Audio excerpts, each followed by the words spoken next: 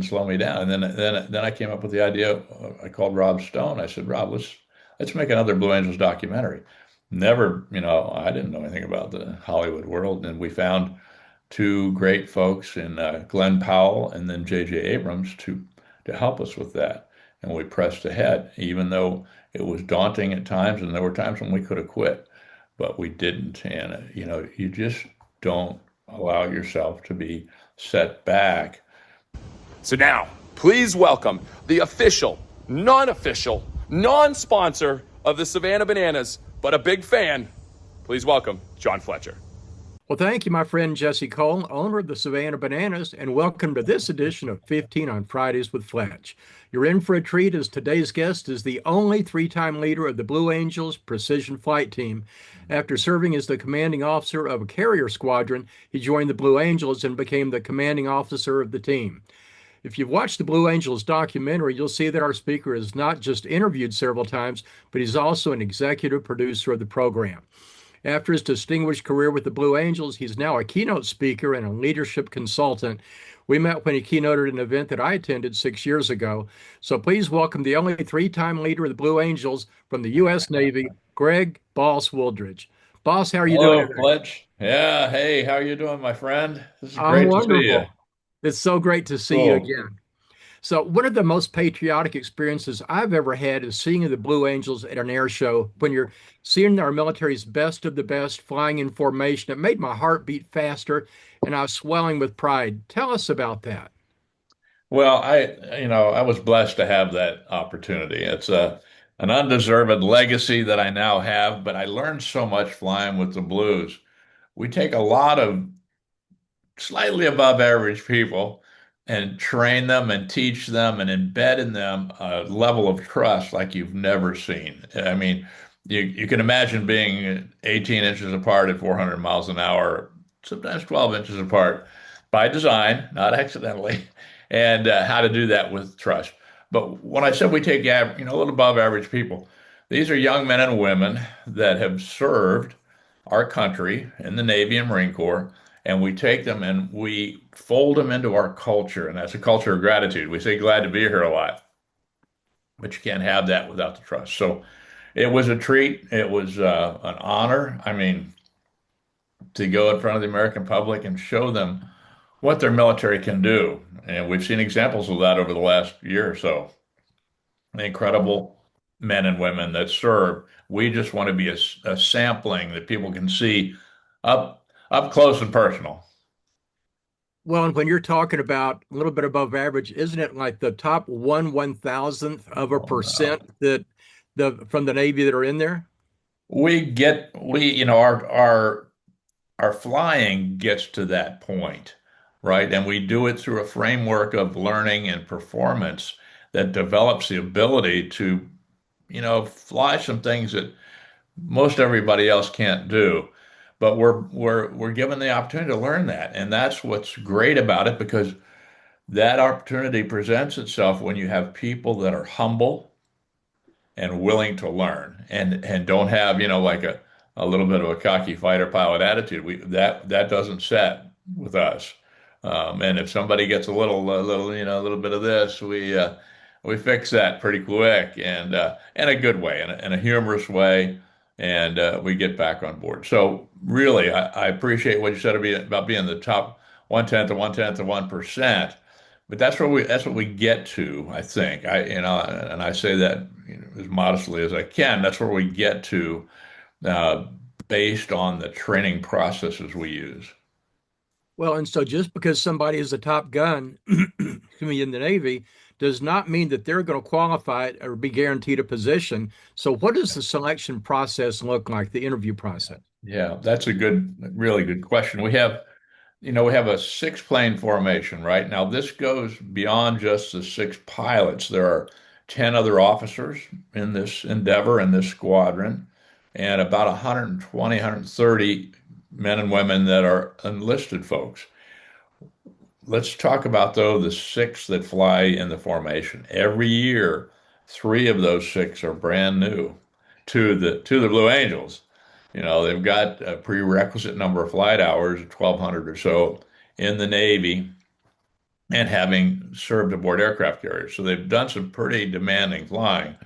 But we open up in March or April, we open up invitations to come and apply to be on the team for those three of the six positions. And I'll talk about the flight leader selection separately, but we ask them, we get all these inputs. You can imagine there are hundreds of young folks, men and women now, that want to fly with the Blues. We had our first selection of a woman in 2022. The selection, she flew on the 23 team in 2014. She's terrific. But we invite them. We look at their resume, if you will, and we invite them to fly or get to one of our air shows or more. If they want to come to two or three, that's fine. As we cycle around the country with our 30 to 35 shows every year, we ask them to come. Come and see us. Come and hang out. See what you think. You may not want to do this. It's hard work. It's demanding. We're on the go all the time. But come and take a look. So they come, they look at us, but they don't realize we're just out of the corner of our eye. I see you, I see you. And we're looking for things like humility, personal behavior. That's an arena, an area where things can go a little crazy, ego-wise. So we look for people that we want to have with us 300 days out of the year, because that's how much we're gone. So we pick people based on their personalities. So, but we look at them, and we don't want to see somebody that rushes up to me and says, oh, boss, you guys are so good. I just want to be with you guys and blah, blah, blah. We wanted to see young men and women that went down into the pits, people changing tires, pumping gas, whatever, and asked them, what's it like to be a Blue Angel? What do you think about this? Is this something you've always wanted? Those questions. Interact with them. As you're doing that, I mean, because you've got a crew of like what 30 per plane. It's not like there's just two or three people. That's true, but we have two trusted plane captains that service just our airplanes because we call them crew chiefs. The Air Force calls them crew chiefs, and the Navy calls them uh, plane captains. But we adopted the crew chief idea, and we like that. But they know exactly our settings in the airplane. We have a specific volume setting on the radios.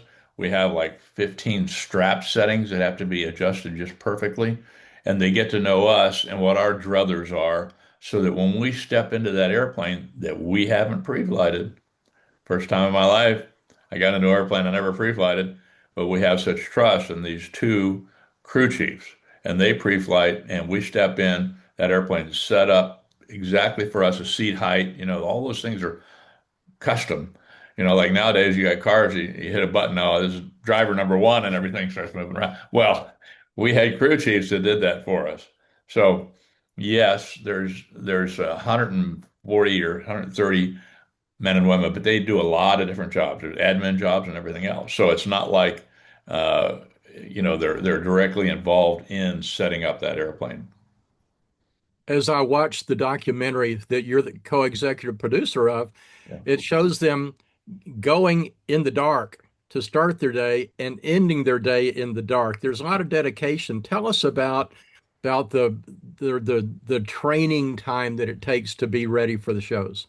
Yeah, it's right after the first of the year, the team goes to El Centro, California. It's in the Imperial Valley, the desert there in Southern California, 100 miles from San Diego, where it's sunny every day in the winter. So our season ends about a week or two before Thanksgiving.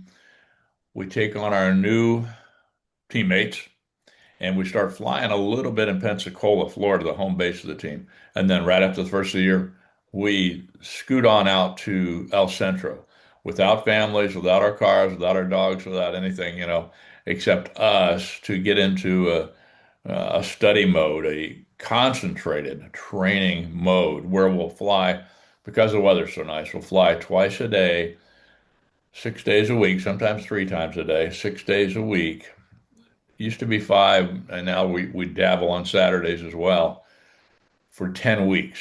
So it's 2.5 months of training because we've got three new people in the formation, and we've got new people in the enlisted ranks that need to learn the trade of being a Blue Angel, right? And learn the culture and the demanding routine and rigors of being a Blue Angel. So 10 weeks. And then on the at the end of the 10th week, we're still in El Centro. We'll fly our introductory air show for that season right there in El Centro. And then we hit the road. Eventually wind back in Pensacola in a couple of weeks and see our families for the first time in 2 or 3 months. So kind of cool. Tell us your first thoughts when you were selected to join the Blue Angels. I thought, are you sure you wanted to pick me? Because I'm just kind of an average guy. I never thought that I was competing against some really top dogs. One of the fellows that wanted to lead the team was the commanding officer of Top Gun. You mentioned Top Gun, and somehow I was selected over some incredible men at the time, and um, I was just so humbled. I didn't expect to get selected when I after I got there and saw who the competition was. So I was very relaxed in the selection process, just being myself. I thought, you know what? They're not going to pick me. So I'm just going to tell them exactly what I think. And I don't mean that harshly. What I mean is from my heart, this is how I would handle as they interviewed us, right? This is how I would handle the situations you've proposed or thrown at me. And so it was all from my heart and the way I would do business. What's it like when you're a member of a precision flight team as opposed to flying solo on a mission? The responsibility to your teammates. It's just incredible. And it's a beautiful feeling to know that they're relying on you to do the right thing and knowing that I'm relying on them to do the right thing. So everybody, and what breaks that out so wonderfully is that when we talk about what we have done, we call it the debrief and we call it the glad to be here debrief, which means no matter how crummy a day you had out there, you understand that you are a valued member of that team and people want to hear what you've said. And we love you regardless of your performance today because everybody's shooting for perfection. We never get there, but shooting for it. So the debrief is what really brings us together. If you fly a solo flight, a singular mission, you have a responsibility to the Navy and to the people that maintain that airplane to fly it properly. But nothing like coming together as a team and just enjoying that fearless from a criticism standpoint, fearless vulnerability that allows you to analyze when you've finished flying, analyze what you've done. And you know that's coming. You set expectations in the brief. So the expectations are set for what we're going to talk about when we're finished. And that's really cool too, because you can address those specific flight and performance expectations. So that's a long answer. Sorry, Fletch. That's great. Well, and I remember when you spoke to us, you shared about the number one, it's a safe place to be Yeah, in that room to have conversations and to own your mistakes, and that it's okay because we're all going to get better as we're honest and that we own our situations. You also mentioned if somebody's off at 400 miles an hour by 1 second, that's what 100 or 200 yards. So yeah, yeah. precision is everything at that speed. It is. It really is. And that's why we train so intensely and why we analyze so intensely. When we get done, we do that glad to be here debrief, and we can parse out exactly what happened that day. The neat thing about going, what we call going around the table and having everybody have a chance to talk, first it starts with me. And I tell the team, I say, well, it was a pretty good day out there, a little bumpy at times, but I think we did okay. And here were my mistakes. I'm not pointing, saying, Bob, what'd you do out there? That was horrible. No, when it gets to Bob, he's going to say, boss, here's my safeties, and the diamond roll, I was out of position, and I'll fix it. So it starts with me, and I say I'll fix it after I say what my mistakes were, and that culture builds an expectation of being able to be Again, vulnerable because you trust each other. And what that does is if there's something that didn't seem right to one of the wingmen, when each of us about a maneuver or about a procedure, each of us talks about what we individually had done, and sometimes that reveals, that's a discovery of why it felt unusual. And okay, well, it wasn't me, you know, uh, Iceman over there. No, we didn't have anybody named Iceman, but uh, Snooze or somebody said, "Hey, I messed this up. I'll fix it." And and people go, "Oh, that's why that felt different, right?" And so you really open things up. So it's just fabulous. So tell us what this all teaches us about leadership. Yeah. Well, leadership, starts out with caring for your people, caring for the mission, finding the right people to do each part of that mission to make it successful, and then to build on those folks. It also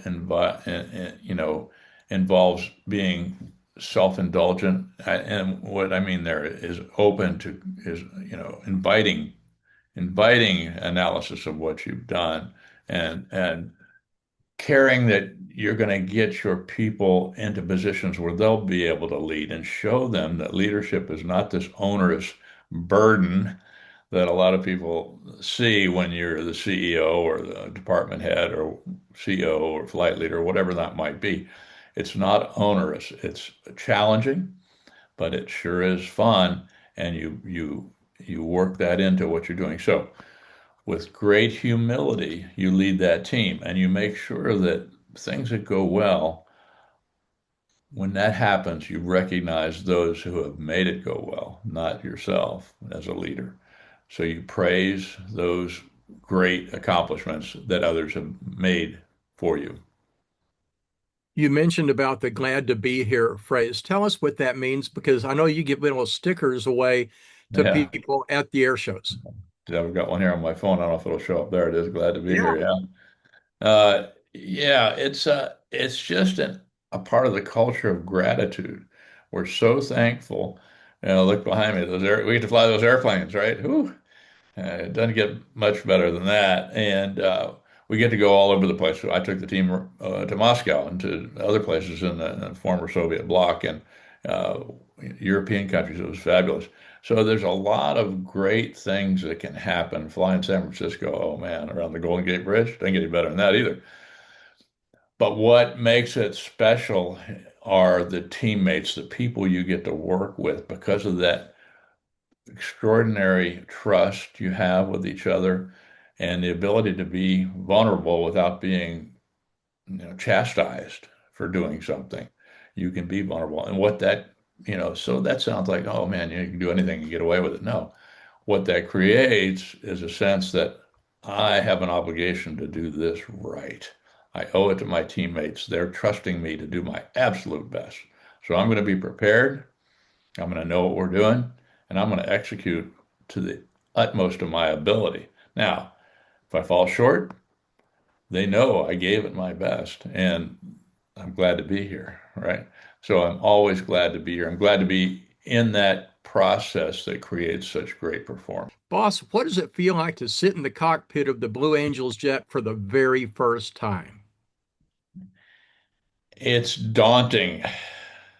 You look at what the team does, what the expectations are. So you get picked to come and be a Blue Angel, and you think, okay, I've got some really good experiences in the fleet, we called it, where you're actually out, serving the country on the front lines. I've had some challenges there. I've flown off aircraft carriers. Yeah, I think I'm up to this. I'm pretty darn good. And wow, what an honor to get to fly that jet in front of the American public and to represent my country even more visibly than I do off an aircraft carrier. More visibly, more out front.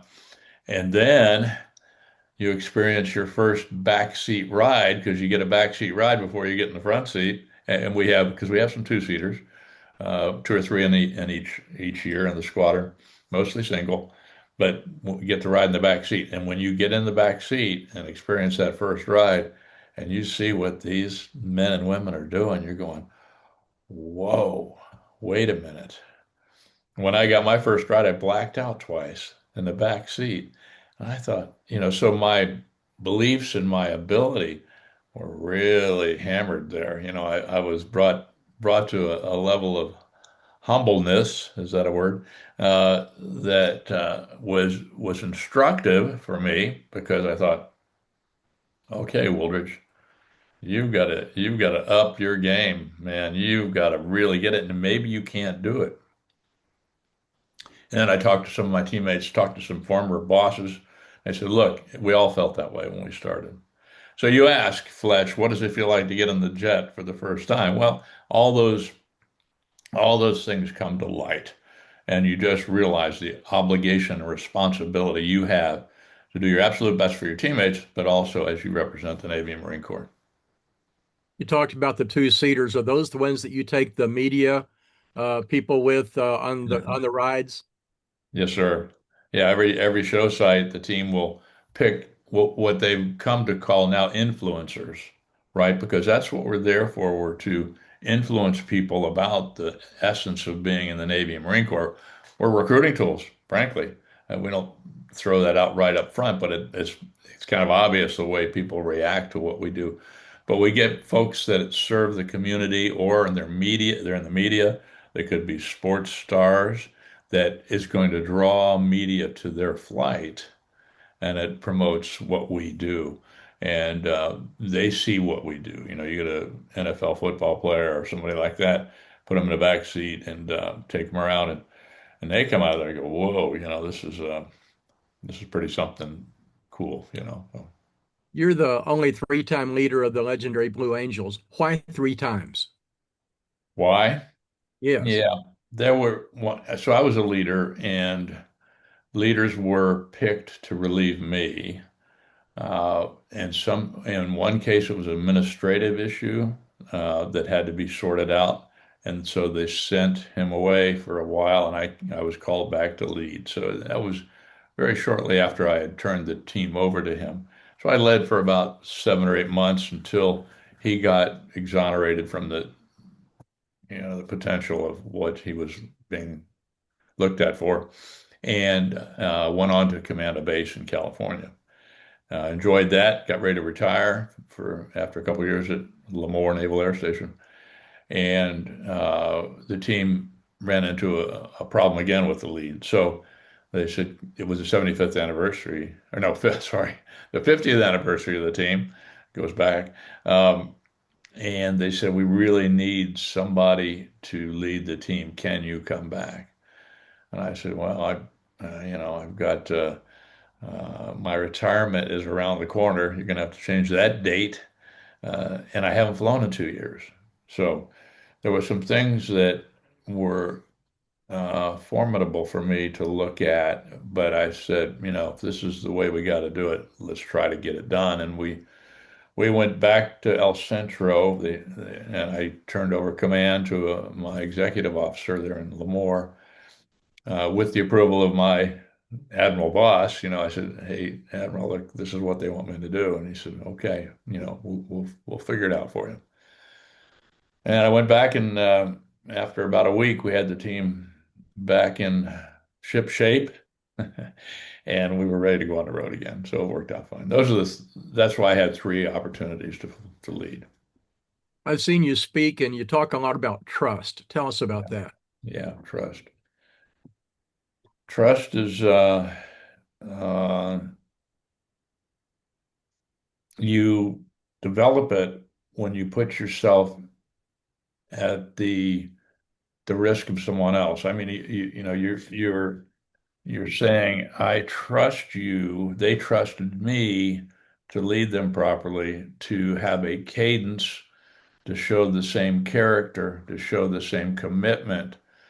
All those things that go into building trust. I call them the C's of trust: character, commitment, competence. When we start out with a level of competence that is pretty good, but we built on that. So you exercise these C's with the last four of the four that I like to show. The last one is consistency. So you can't have that trust without consistency. So you're consistent everything you do. And when you fall short, that's when your character comes into play and you can show this accountability for why you fell short and accountability for bringing it back to them, making sure that they understand that the next time this won't happen. I recognize what I've done and I'm going to fix that for you. And so we want to keep that bond strong. And you talk about trust because you start off in formation and they're what about 6 feet apart with the wings. Then you start pulling them closer to Yeah. 12, 18 inches. There's a lot of trust in there as well. Probably in training, we initially start 6 to 10 feet apart in that those 10 weeks, right? And then by the time we get ready to take the show on the road, we're leaving the desert and we're flying the first show in the desert, but now we're down to about 3 feet apart. And that becomes our standard, 3 feet apart, which with a lot of wing overlapping, but 3 feet, vertically from another, which is pretty darn close, especially if the air is a little full of texture, as we like to say. Um, but we're pretty darn close, and but through this training framework, this performance framework, we get down to 18 inches apart about mid-year. That's when we've flown enough together that we feel like we can safely move closer. And so that's what happens. And if you have seen the movie, the team when we made the movie, we actually looked at their performance goals, and one of them was to try by the end of the season, the last show of the year, or a couple shows before that, in early November, to get down to the ability to fly 12 inches apart in one of our tightest maneuvers. So that's always a goal to get better. Tell us about the airplane positions. You've got jets 1 through 6. Tell us where each one is positioned in the flight Yeah, position. yeah. And the diamond. So there's two elements that fly separately for about two-thirds of the air show, the diamond and the solos. Then the last third of the show, we get together 6 airplanes and we fly these cool things, these breakouts and crosses and stuff like that are just fabulous, in my opinion. Humbly, I say that. But we in the formation, the number two plane is on my right wing. So the right wing is number two, number three is on the left wing, and then in the slot is a fella or lady that actually watches me and makes sure that I'm, kind of in the right place at the right time, flying and flying behind me. And so I'll tell you quickly about the rotation. Number two, when you're selected into that position, you fly that for 2 years. And that's because you alternate the rotation of the new boss. So as number two, when a new boss comes in, you're a second year right wingman, and you can really teach and guide the boss on the characteristics of the maneuver and how your profile. They'll give you some feedback on your profile, which is great.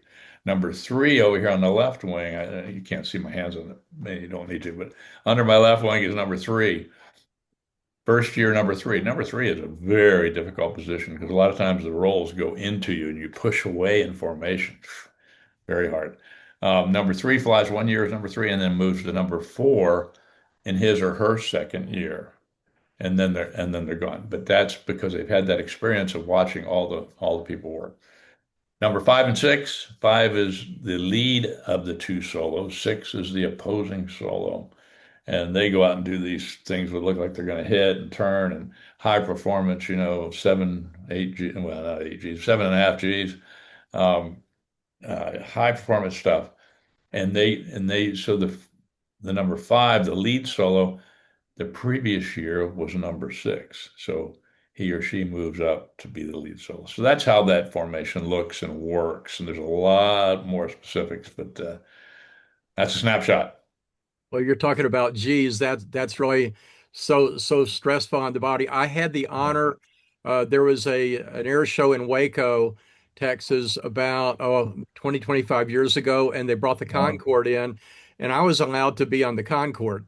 And so we're Mhm. flying in, and we got to do a touch and go. They got Ah, approval from the tower, and so we go down. The wheels go down, then we go up, and we pulled 3 Gs, which I thought was all the force in the world, but that's nothing compared to what you guys do with the blues. but Fletch, you get used to it. You train to it. And we had, we had experienced G-forces in the fleet and air combat maneuvering, doing these dogfights and stuff. You're pulling 6, 7 Gs. But in the blues, we didn't wear G suits to help us fight that. So going back to your 3 Gs in the Concorde, that's pretty amazing. That's pretty amazing that, of course, it was swept wing, probably Yeah. had a little higher G limit than most of the straight wing airplanes, or at least the conventional airliners. So I think that's really cool. You got to feel that. It's a weird feeling, isn't it? I mean, It really was because we're coming in, and the purser, the guy who's kind of like the play-by-play guy, yeah. is up there in the cockpit, and he says, "We've just gotten permission from the air tower to play. We'll be back with you in a moment." And then as we get closer, he says, "We've gotten approval to do the touch and go in the Concorde." And so he's Wow. giving us the velocity. Then he goes back wheels down, front wheels up, and then go and then it says afterburners on. And maybe he overstated when he said 3 Gs, but at least he said it, and it made me believe it was three. But it just threw you into the bottom of the seat. It was is just an incredible experience, but it's nothing like what y'all have done. And but for a civilian, it was pretty cool. Even at 3 Gs, you can get some brain fog. Yeah, And the reason that happens is that our body's a long tube, right? And yeah. there's a lot of liquid in there, a lot of fluids, blood, and the blood carries the oxygen to the brain to keep you conscious. And when that flows goes south, goes because of the pressure of the G forces, your brain starts to starve for oxygen and starts to get a little foggy, even at 3, if you're not prepared for it. So Well, tell fun us. that you got to do that. Oh, it was so much fun. I just loved it. Well, Yeah. tell us about the tip of the spear. We see it right now. We see Uh, it in the last yeah. 5 months. So the tip of the spear is what we train to, what we get ready to do. Uh, People used to ask me, well, aren't you lucky you didn't fly in Vietnam? I said, no, no, I wanted to fly. I wanted to take my skills out there and serve our country and know with confidence that we can win. We will win. And that's the tip of the spear. What are some facts about the Blue Angels that people don't know or just don't understand? Um, I think one of the things that we talked about already was the selection process. It's not like somebody in Washington and the Pentagon says, hey, you're going to get this person on your team. No, we select our own people. That's really unusual. Um, I think a lot of people probably don't know how rigorous our schedule was. We fly 6 days a week. We take Mondays off sometimes, unless we're on the West Coast, and we that changes as we do a long 2 or 3 week string of events. But they don't realize that. I think a lot of times they don't realize that we have come from the fleet and we are returning to the fleet. This is just a short period of time in our military career. Some don't even know that we're in the military. They just see this as an entertainment issue, and it's not at all. We come from the fleet, and then we go back to the fleet. So it's just part of our life. We're honored to represent our shipmates and Marines. So Can that be depressing to when your 2 years with the Blues is over? Now you're back to the fleet. Of course, that's still an honor. You're flying, but do some guys have a rough time? Guys and gals have a rough time adjusting? one of the things that happened to me was when I left the team the first time after 2 intense years, my stress level went way down, and I got sick. I got sick right away. Kind of a physiological thing that they've proven that when you take stress sometimes keeps you well, believe it or not, physically. But that's kind of a funny side to it. But when you go away, what's fun is to take these leadership principles, these actionable things that you did in the blues, which are different from what I experienced in the military before I got to the Blues. The way we debriefed, the way we handled business was way different. You take it with you back to the fleet and you introduce that to the way you debrief missions. I introduced it to NAS Lemoore, to Naval Air Station Lemoore, California, how we did business. We had a great team there. And by making sure that everybody got to speak, there was an expectation when we had a meeting that everybody has the obligation to say something about their units, their division's performance. We embedded that into what we did at NAS Lamar, and we won some awards as an air station. The team was really good, and I was fortunate to have them. But you take those things back with you to the fleet. Well, and so these leadership skills that you developed with the Blues, and then you took back to the ship, that has to have incredible impact on you, even in business too. So, as you're a public speaker now and you consult people about leadership, what are a couple other things that you have been able to help inspire people in their own performance? Yeah, yeah. Well, when I was blessed with the opportunity to work with FedEx after I retired from the Navy. And we actually got to bring the debrief to FedEx and to flight, which improved our safety performance. We were having some issues, and by talking about stuff, so you take these little tidbits with you back to the fleet. I came up with the idea. I called Rob Stone. I said, Rob, let's make another Blue Angels documentary. Never, I didn't know anything about the Hollywood world, and we found two great folks in Glenn Powell and then J.J. Abrams to help us with that. And we pressed ahead, even though it was daunting at times, and there were times when we could have quit, but we didn't. And you just don't allow yourself to be set back. You take a measured look at the way you're going to go forward with something, and that's why I've continued to dabble with different things. My faith has carried me through in the last 7 or 8 years through a lot of wonderful challenges that I've had. So life is full of incredible opportunities. Well, thank you for joining us for this edition of 15 on Fridays with Fletch with Greg Boss Wooldridge, the only three-time leader of the Blue Angels. Boss, thank you so much for joining us. My pleasure, Fletch. Glad to be here. We're glad you're here.